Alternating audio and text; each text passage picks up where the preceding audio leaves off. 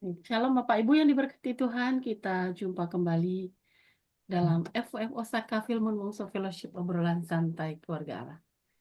Kita akan bersama-sama belajar firman eh, dengan topik berani hidup di masa krisis dibawakan oleh hambanya Ibu PDM Dr. Luisa Langi dari Jakarta. Sebelum kita mendengarkan sabda Tuhan, kita akan terlebih dulu awali dalam doa. Pastor Juni Bale, mohon kesediaannya. Terima kasih. Baik, Bapak Ibu, mari kita berdoa minta pimpinan Roh Kudus memimpin kita di dalam mendengarkan firman Tuhan pada malam hari ini. Kita berdoa, Tuhan terima kasih kami bersyukur kepadamu malam hari ini ya Tuhan, untuk kesempatan yang baik, kesempatan yang luar biasa ya Tuhan. Kami boleh berkumpul bersama-sama untuk mendengarkan kebenaran firman Tuhan pada malam hari ini yang disampaikan oleh Ibu Pendeta Dr. Luisa. Tuhan Engkau tolong memberkati, mengurapi hamba-Mu ya Bapa, sehingga kebenaran firman Tuhan yang disampaikan pada malam ini menjadi rema, menjadi kekuatan di dalam setiap kehidupan kami ya Tuhan. Terima kasih Tuhan Yesus, pimpin kami dan berkati akan hidup kami pada malam ini. Di dalam nama Yesus, Tuhan dan Juru Selamat kami mengucap syukur dan berdoa. Haleluya. Amin. Amin. Amin. Terima kasih Pastor Juni. Ibu Pendeta Dr. Luisa, saya silakan. Puji Tuhan. Terima kasih untuk kesempatan yang diberikan kepada saya untuk pelayanan malam hari ini dengan topik berani hidup di masa krisis. Wow, Bapak Ibu yang dikasihi Tuhan. Tentunya ini suatu pengalaman hidup juga ya. Kita akan masuk dalam, mungkin ada salah satu ayat utama yang menuntun kita, ya, Yesaya 41 ayat 10. Janganlah takut sebab aku menyertai engkau. Janganlah bimbang sebab aku ini Allahmu. Aku akan meneguhkan, bahkan akan menolong engkau. Aku akan memegang engkau dengan tangan kananku yang membawa kemenangan. Nah, itu ayat emas kita ya. Nah, Bapak Ibu yang dikasihi Tuhan, kalau kita lihat itu kata-kata kuncinya itu jangan takut, aku menyertai engkau, jangan bimbang, aku ini Allahmu, aku akan meneguhkan, aku akan menolong engkau, aku akan memegang tangan kananmu. Dan ujung-ujungnya membawa kemenangan, ya itu kata-katanya. Nah, dalam kehidupan ini, Bapak Ibu yang dikasih Tuhan, semua kita yang masih hidup akan mengalami suatu saat mengalami krisis ya. Krisis itu bisa masalah ekonomi, kesehatan, pekerjaan, bahkan pergumulan lain. Nah, saya mengalami semua itu. Tapi bagi kita orang percaya, kita harus memiliki suatu sikap. Sikap bagaimana yang benar menjalani kehidupan ini, menghadapi krisis ini sesuai dengan firman Tuhan. Nah, Bapak Ibu yang pertama, bagaimana sikapnya itu mengandalkan Tuhan dalam dan tetap beriman ketika menghadapi krisis ini. Ya, Mazmur 46 ayat 2 sampai 3 itu ya kalau kita lihat mengandalkan Tuhan dan tetap beriman itu ada di dalam ayat ini. Allah itu bagi kita tempat perlindungan dan kekuatan sebagai penolong dalam kesesakan sangat terbukti. Sebab itu kita tidak akan takut sekalipun bumi berubah, sekalipun gunung-gunung goncang di dalam laut. Baru-baru ini kita melihat ya, mendengar, menyaksikan di dalam berita-berita bagaimana gempa yang berkekuatan dahsyat terjadi di Myanmar dan juga di tetangganya ya Thailand, dan kebetulan anak saya juga sebelum kami ke Australia dia ke sana. Wow, bagaimana? Nah, di mana kita saat itu ketika kita melihat? Ya, ketika melihat itu saja kita sudah bisa membayangkan. Dan firman Tuhan sudah mengatakan, ini gunung-gunung bergoncang di dalam laut ya. Artinya apa itu menyebabkan kalau gempa di mana-mana ya. Nah, sekalipun bumi berubah di Soe juga kita tahu, kita mendengar bagaimana tanah bergerak juga ya. Di beberapa pengungsi, ribuan pengungsi sudah keluar dari Soe di tanah yang tempat terjadi air menjadi air menjadi anggur. Di situ ya peristiwanya. Nah, kita akan lihat sekarang, kita lihat bagaimana sikap menghadapi situasi sulit atau masa-masa krisis itu menurut uh, Alkitab ya. Artinya ada beberapa kisah yang kita bisa ambil contoh. Kita lihat di dalam Perjanjian Lama bagaimana Yusuf ya, itu di dalam Kejadian 37 sampai 50. Apa sih krisis yang dialami oleh Yusuf? Wow, banyak ya. Dia dicintai oleh papanya, tapi dibenci oleh keluarganya. Itu suatu krisis juga dari kecil. Berarti dia sudah mengalami masa-masa tidak disenangi, tidak disukai hanya oleh ayahnya. Ya, bagaimanapun keadaannya, anak ini tumbuh dalam situasi kondisi yang seperti ini. Dan ketika dia mulai dewasa, bagaimana dia disakiti oleh saudara-saudaranya, bagaimana dia dijual, ya, dimasukkan dulu lagi ke dalam satu lubangnya perigi yang ya tanpa air, berarti kan dimasukkan ke dalam situ. Itu juga rencana pembunuhan kan. Jadi dia mengalami masa akan dibunuh. Itu juga suatu krisis. Bagaimana dia harus menghadapi semuanya itu ya. Sesudah itu dia diselamatkan tapi dijual. Dijual Bapak Ibu yang dikasihi Tuhan. Perasaannya seperti apa tuh menghadapi itu. Wow. Ketika itu juga dia menghadapi masa-masa ketika dia di tempat yang membeli dia di Potifar ya. Dia sudah hidup begitu baiknya, dan wow, memang sih dia ganteng ya kata Alkitab ya. Tapi dia diganggu, digoda oleh ya si Potifar, istrinya Nyonya Potifar ya. Tapi dia bisa menghadapi juga ya. Dia menghadapi semuanya itu. Sekalipun dia harus mengalami difitnah, artinya dia harus masuk penjara. Waduh, situasi yang sangat sulit. Wah, krisis kehidupan yang dialami ini ya. Di penjara tanpa dia salah. Tapi dia tetap setia.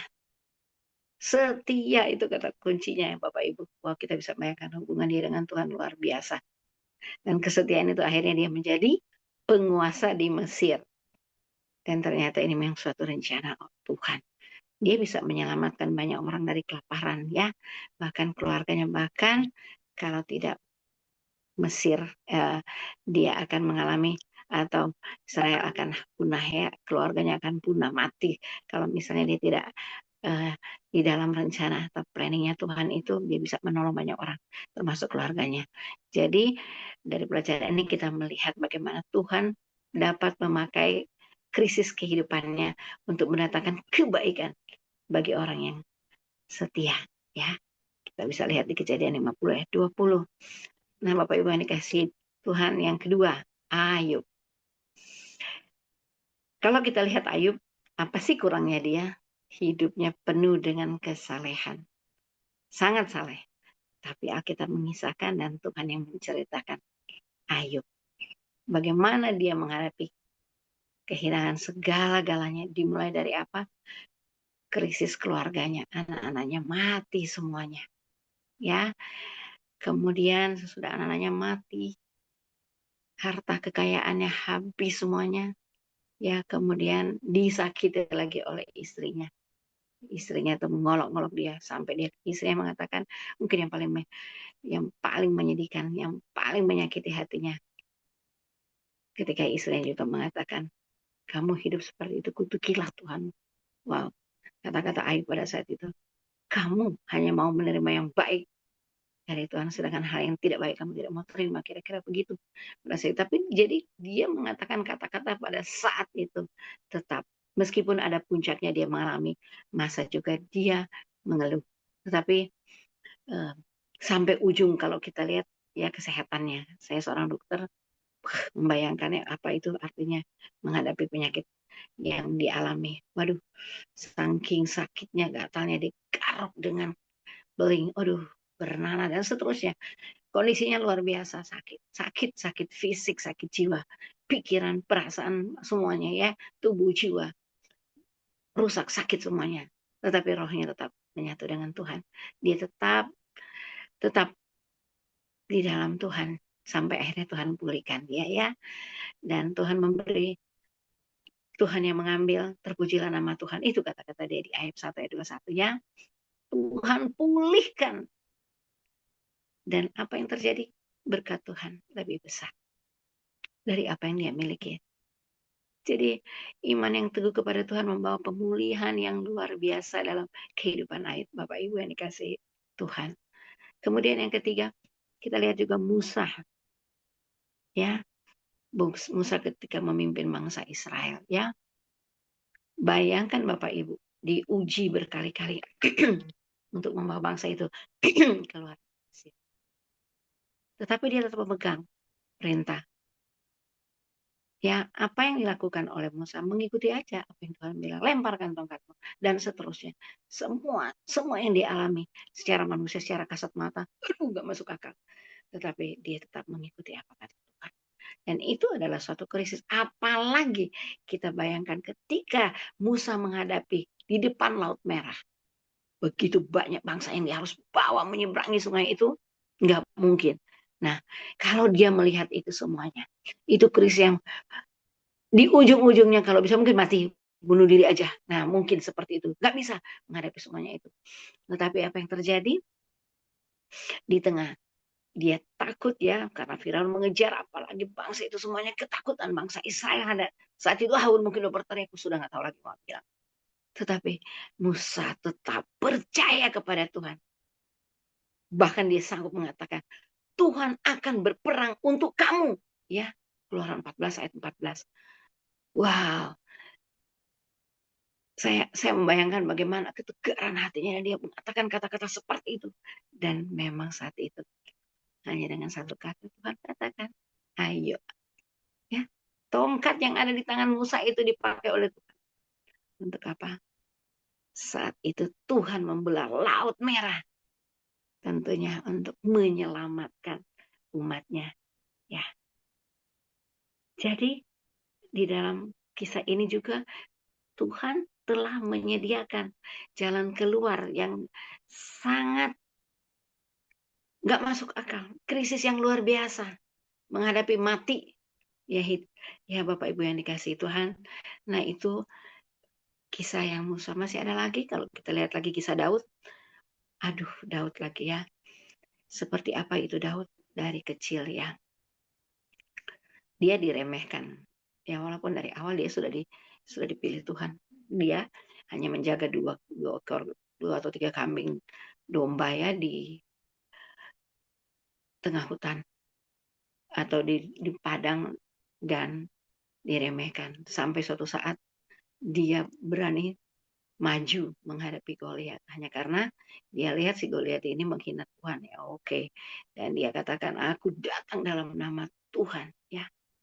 Akhirnya apa? Saya waktu itu dia masih remaja ya, dengan cara Tuhan, dengan hikmat yang Tuhan berikan kepada dia, hanya dengan batu yang dia umpan sama dia bisa mengalahkan Goliat yang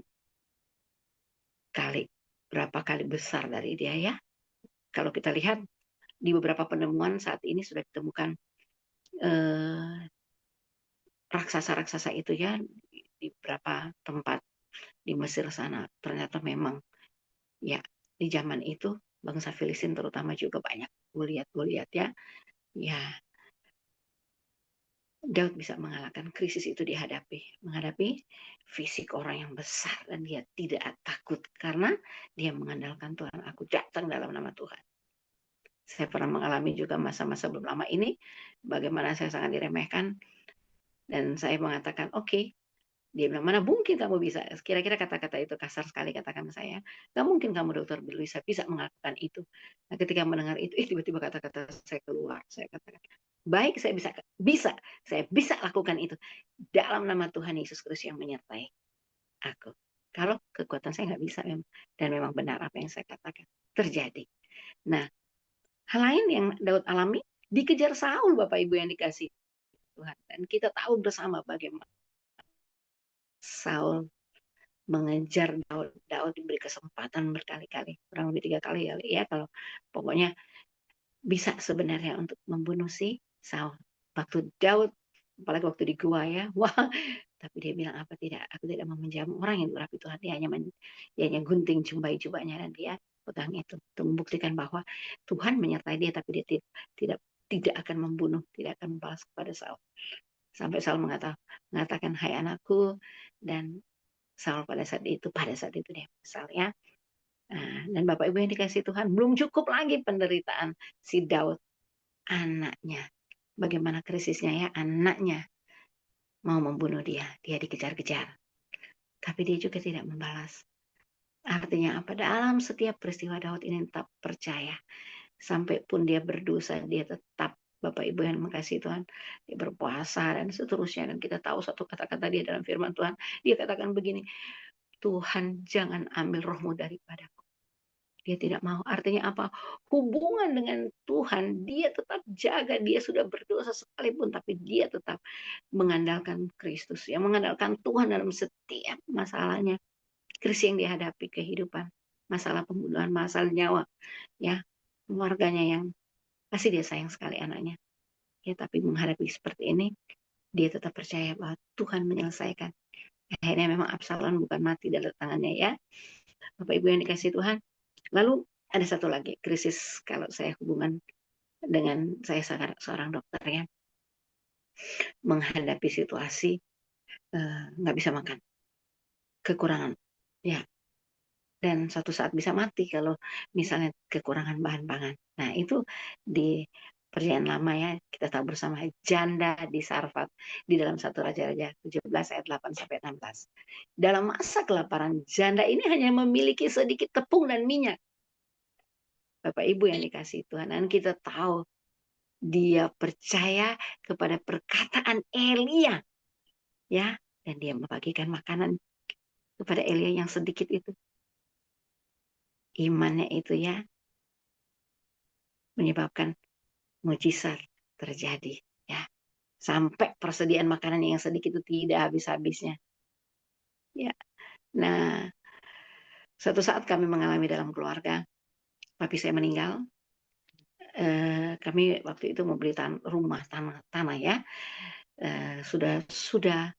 sudah memanjar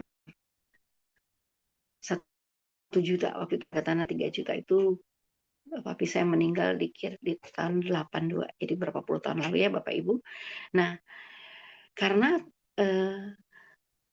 dalam berapa saat, dan kami juga sedang cicil mobil. Nah, kami mengalami masa, aduh nggak bisa. Kira-kira begitu ya, sementara saya sedang kuliah. Lalu Mami berencana, ya sudah kalau begitu mobil dijual. Ya, tapi Mami masih bekerja ya, tetapi menghadapi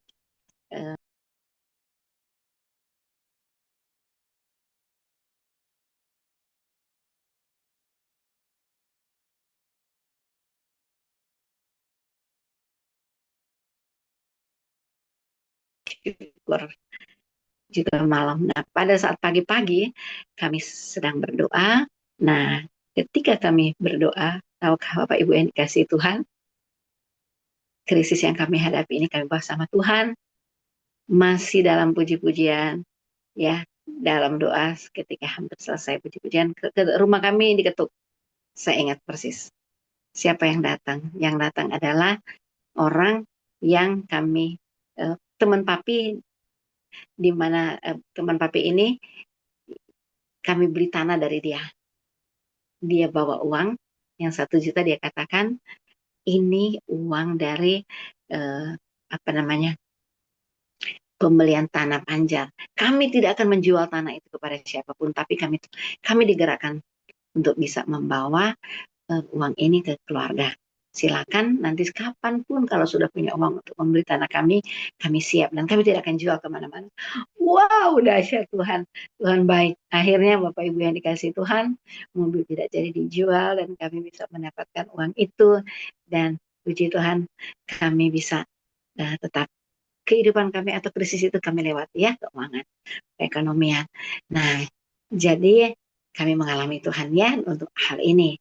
Tuhan menolong kami. Jadi pelajaran yang tetap percaya dalam keadaan apapun, kita tetap taat ya, dan kita terus membawa kepada Tuhan masalah kita. Ya, pemeliharaannya itu dahsyat. Bapak Ibu. Bapak Ibu yang dikasih Tuhan, sekarang kita masuk ke dalam perjanjian baru. Nah, kita tahu Yesus menghadapi penderitaan dari awal pelayanannya, ya. Kemudian bagaimana Bapak Ibu yang dikasih Tuhan, saya juga membayangkan bagaimana waktu dia pelayanan di satu kota, lalu dia diusir, lalu dia ditorak, seolah mau didorong masuk ke situasi ke tempat yang seperti jurang. Waduh, kalau pada satu dia mau mengatakan kuasanya, dia akan mengatakan mungkin dia hanya angkat tangan bisa lulus, tapi dia tetap dia lalui. Karena apa? Kesetiaannya melayani Tuhan, karena ada satu visi. Bahkan kita tahu bersama Yesus menghadapi penderitaannya, penderitaan di awal-awalnya itu ditinggalkan oleh murid-muridnya.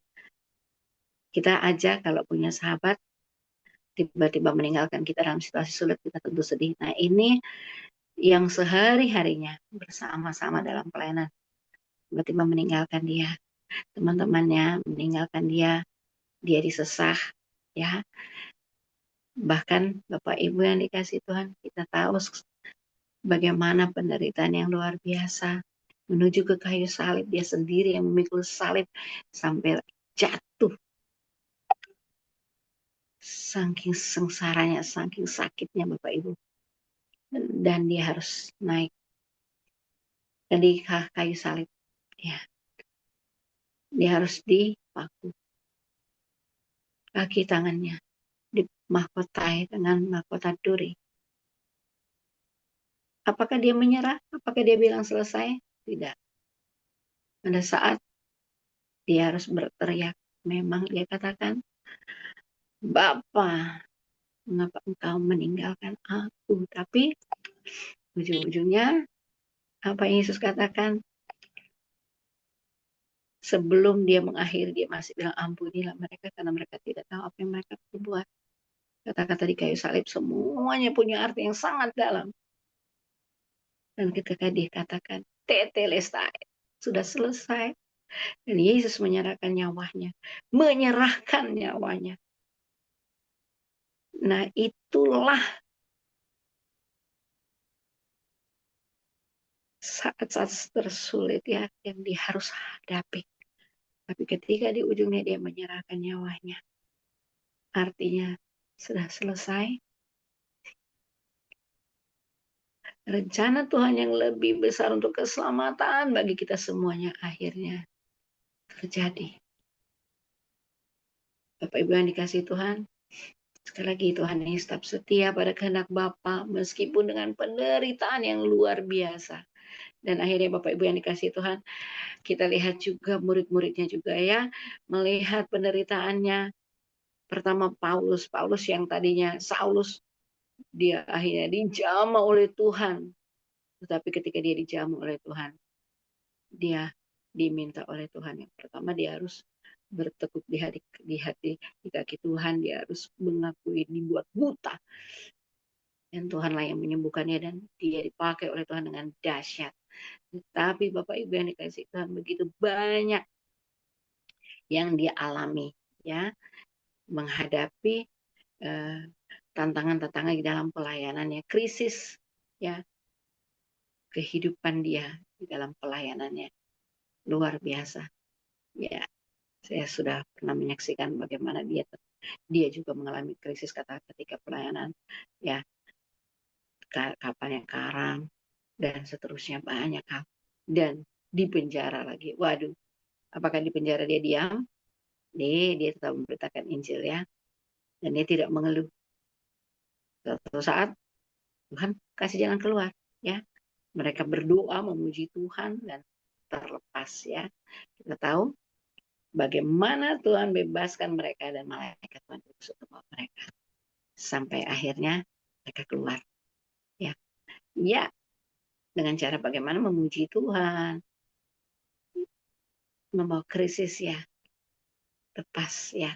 Dan ini menjadi kesaksian bagi kita bahwa menghadapi masalah apapun tetap percaya.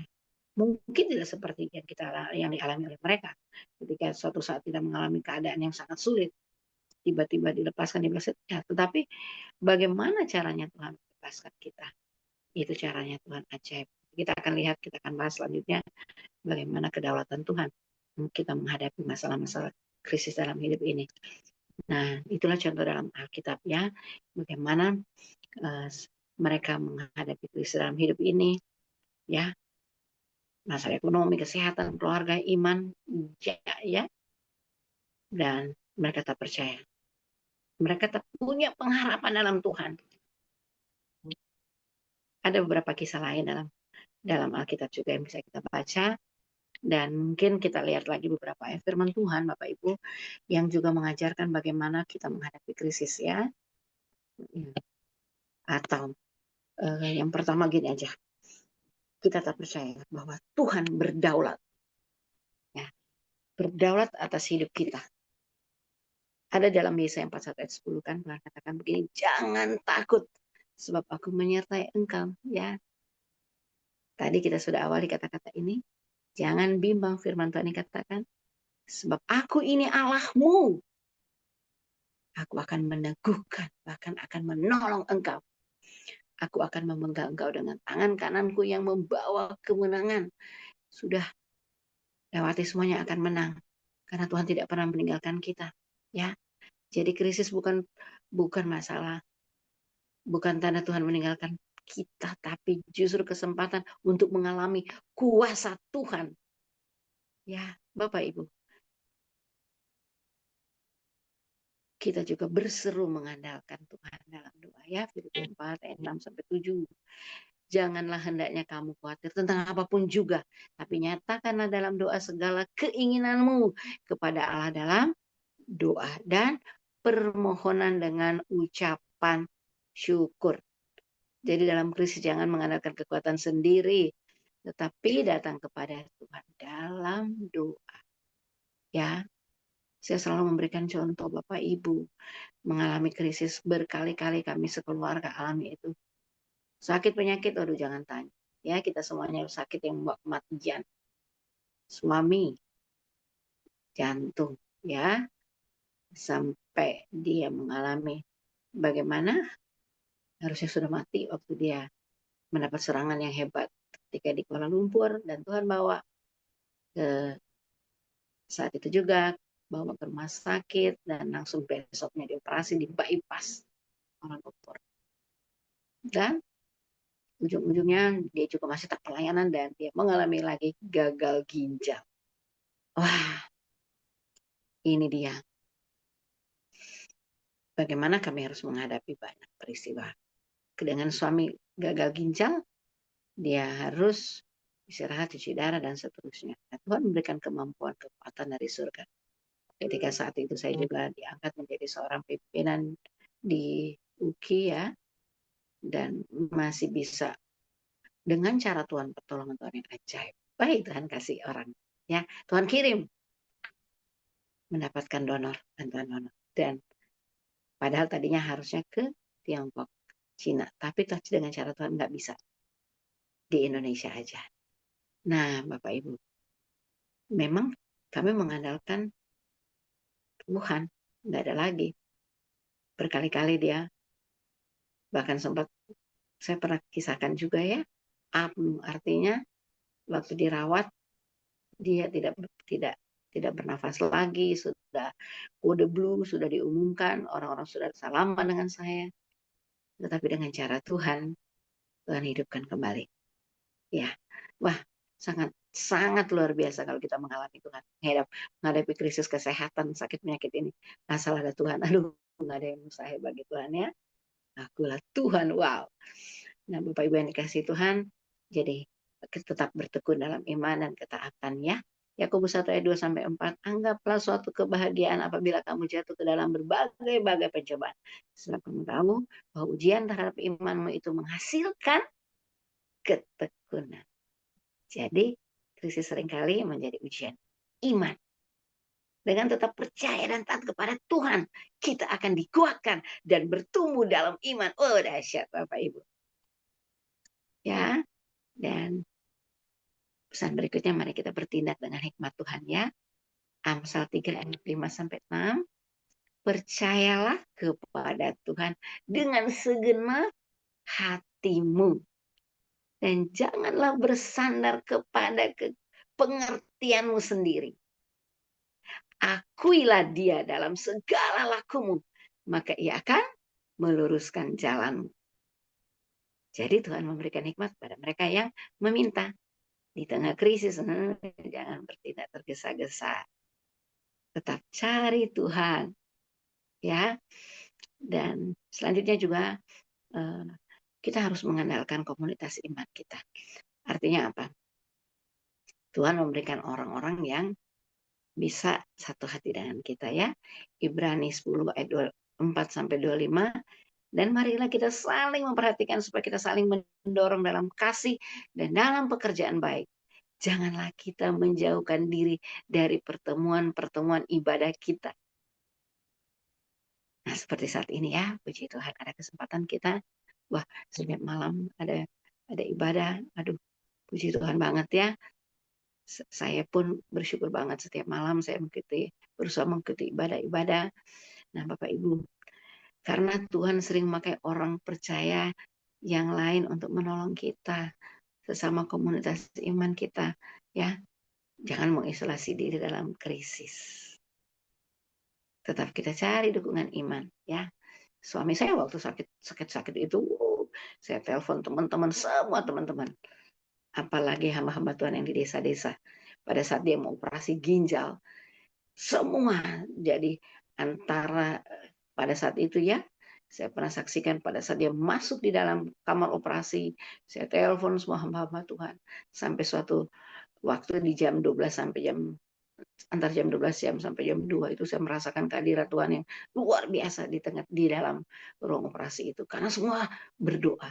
Dan salah satu hamba Tuhan menyaksikan, melihat bagaimana tangan Tuhan ikut dalam bernyala yang masuk dalam ketika operasi menolong. Sama juga waktu operasi jantung. Hamba Tuhan juga tim doa melihat, menyaksikan bagaimana Tuhan ikut kerja di dalam operasi itu. Nah, bagi Tuhan tidak ada yang mustahil, Bapak Ibu. Dengan cara Tuhan, ya, orang-orang sederhana Tuhan pakai semua. Ya, bayangkan waktu dirawat, waktu dia tidak sadar 1 minggu, waktu dia tidak bernapas, ya, selalu di koma 1 minggu.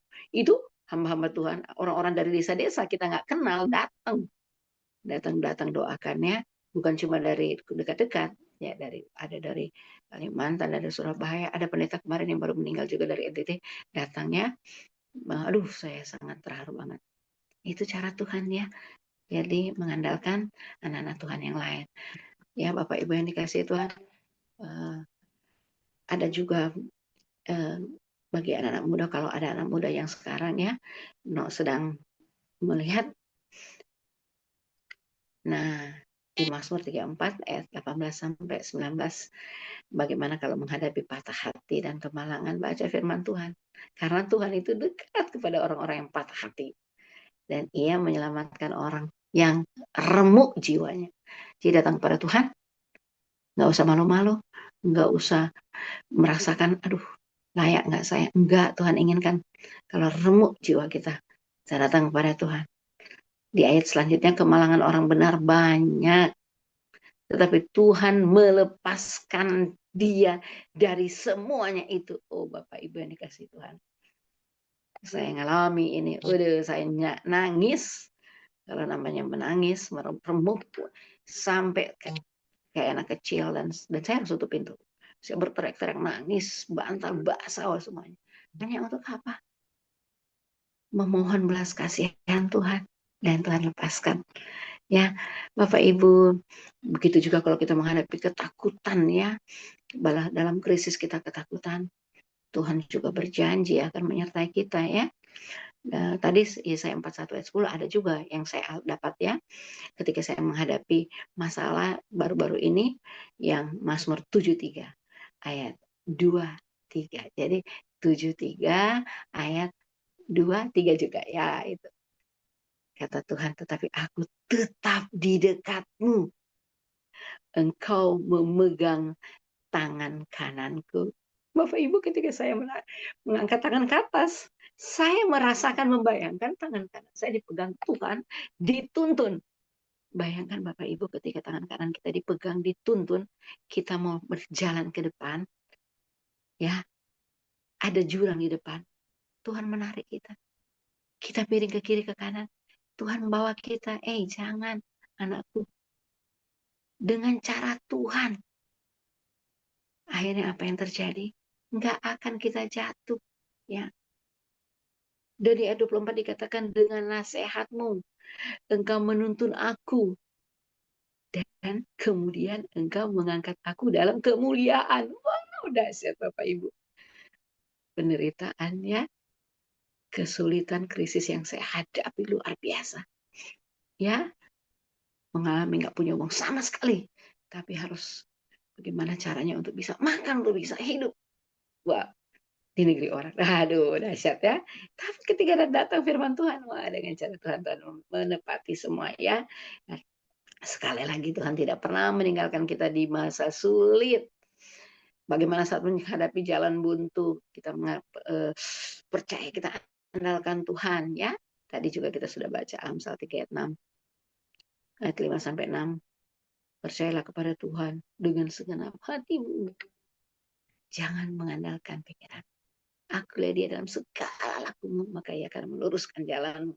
Waduh Bapak Ibu, yang dikasih Tuhan, ayat-ayat ini hendaknya kita bukan hanya hafal, tapi kita ucapkan ketika kita menghadapi krisis ini. Pokoknya iblis mau mengatakan apapun, kita patahkan dengan firman Tuhan ya. Terus hidup di masa krisis, percaya bahwa Tuhan bekerja dalam segala hal.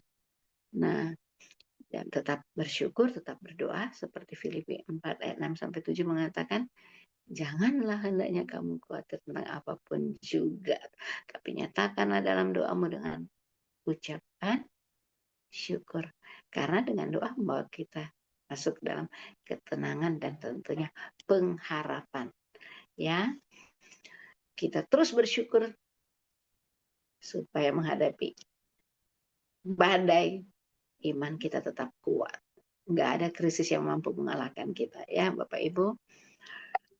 Nah, sekarang kita juga mulai ya belajar menghidupi iman dengan tindakan. Yakobus 2 ayat 17 mengatakan, iman tanpa perbuatan adalah mati. Ya. Jadi di tengah krisis bukan pasif, tapi kita bertindak sesuai dengan firman Tuhan. Ya, contoh para murid-murid Yesus kan mereka tetap mengalami, melayani Tuhan meskipun mengalami berbagai penganiayaan. Kita bisa baca bagaimana penganiayaan yang murid-murid Yesus alami, wah luar biasa.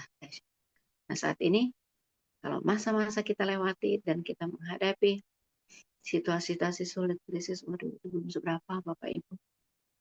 Bapak Ibu yang dikasih Tuhan, sekali lagi, kita jangan pernah takut menghadapi krisis apapun, ya, disakiti, wow.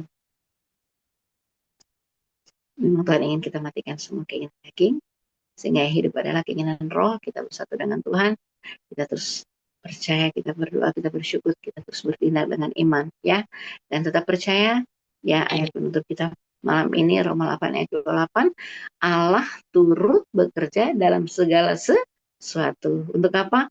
Mendatangkan kebaikan. Tapi bagi semua orang yang mengasihi dia. Amin. Kita berdoa. Bapak di surga, terima kasih untuk malam hari ini. Firman-Mu sudah memberikan kami kekuatan menghadapi krisis apapun Tuhan. Dan hamba-Mu ini pernah mengalaminya. Krisis-krisis yang sudah kami alami membuktikan bagaimana Tuhan hadir. Mengalami Tuhan tidak pernah mengecewakan. Terima kasih Tuhan Yesus menteraikan firman-Mu dalam hati kami.